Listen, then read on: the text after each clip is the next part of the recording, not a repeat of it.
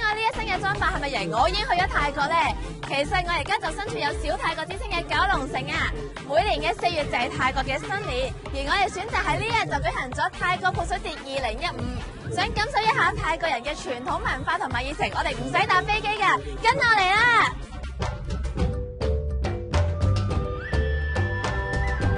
隨住音樂響起，泰國古色巡遊隊伍同時出發，喺九龍城街道上穿梭，大家都聞歌起舞啊！無論喺大街小巷，四處都充滿住熱鬧嘅氣氛。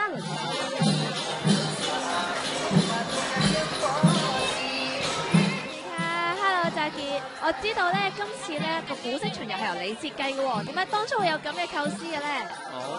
ขบวนโบราณปีนี้นะครับจะเป็นขบวนจากล้านนาเชียงใหม่ครับ。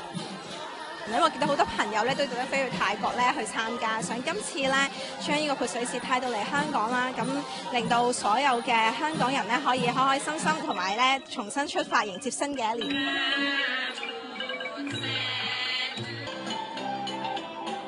咁其實咧呢一件衫咧，每一塊珠片啦，都係人手咧逐針釘，好似呢啲珠串咧都係咧自己咧親手咧一粒一粒咁樣穿嘅。